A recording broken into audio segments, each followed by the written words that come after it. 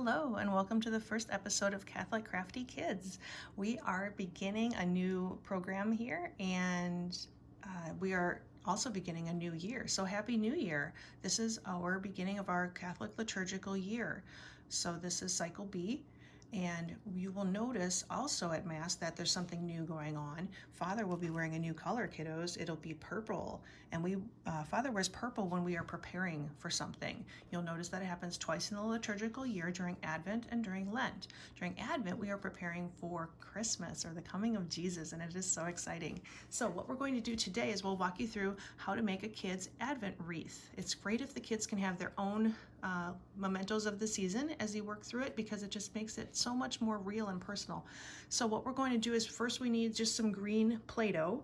If you have green Play-Doh in the house, or clay works too, that'd be great. Go get that. If you don't, I have a recipe in the comments that you can use to cook some. It does require cream of tartar though. So my alternative, I tried this out for us all, was to find one that did not need cream of tartar. So this one was made with 2 parts cornstarch to 1 part hair conditioner. So this is not, the disadvantage here is this is not edible. Don't get this near the kids' mouths. No eating, kids, okay? So we're just gonna play with it and we're gonna mold it and shape it, okay? So even if you don't want to run out and get cream of tartar during this busy shopping season, that's probably best. All right, so we're just gonna roll it.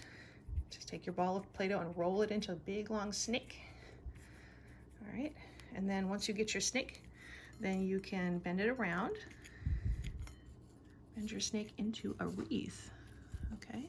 Kind of pinch it together at the end, and then you'll have your green circle. So many symbols in the Advent wreath, okay? There's that circle, that never-ending love of Jesus for us, and hopefully for us for him.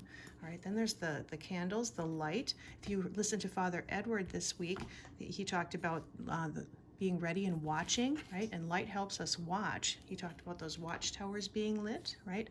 And also, if you listen to the first reading, it talks about God shaping us like clay, and so many symbols here going on. All right, so once you've got your wreath, then you need some candles. So we need 3 purple and 1 pink, and we can be a little loose with the interpretations here. I know we have some of these around our house, these birthday candles, which are dark blue. We usually use those for the purple weeks, and then they also come in pink. So if you want to actually be able to burn these with your kids, you can go get these, parents. If you prefer not to burn these, burn something with your children, or if you just don't have these around the house, there's lots of other options. So let's talk about those. If you have construction paper, you can simply roll a candle out of construction paper. Just cut a long strip and roll it up. You can do pink and purple that way. If you don't have colored construction paper, take a piece of scratch paper and just cut, again, a long strip.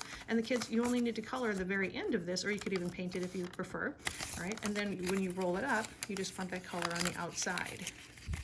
Now what's neat about the paper rolling is it gives you some options for how you can design a flame. So one of the ways you can design a flame, once you've got this rolled, notice there's a hole in it, so you can use that hole. Once you've got that done, you could take some pipe cleaner and bend it into a flame shape, and that would just tuck in there each week as you wanted it to be lit. Okay, another option would be to take another piece of paper, color it yellow, or if the paper was already yellow, that'd be great. Tape it or paste it to a toothpick, and a toothpick could sit in there and just have your flame be lit. All right, and another one for parents who are looking for a way to get kids outside, go on a hunt for some sticks. Find a stick that looks like a candle. Find 4 sticks that look like candles, and then what you could either do, you could color them yourself with markers or paints, or you could use a ribbon to signify whether they're the purple week or the pink week. All right, and so then once you've got your wreath done, you can put your candles in. So just kind of push them in, whatever kind of candles it is that you have. Okay, push those in, and then as you go through the different weeks, then you'll want to think about how you light them, right? So when it's the turn of each candle to be lit, you can go ahead and light it. As I said, either with actual flames or with some of these homemade flames. With the sticks, it's a little more difficult, but I did come up with an idea. If you have push pins in the house, you could light that candle by putting a yellow push pin at the top. So each week you will have just one of your candles lit.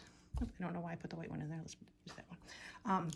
And so you'll light your first candle, then your second, then your third, then your fourth. So, and then this way, if you don't have the ones that are flames, you can keep them lit all week, and the kids can go by and say prayers in front of them and things like that as you're working through your Advent time. So hopefully this works for you. You'll find something that's amazing about it that you can take and use with your family and have some great family crafting time. So have a great week, and we'll see you next time.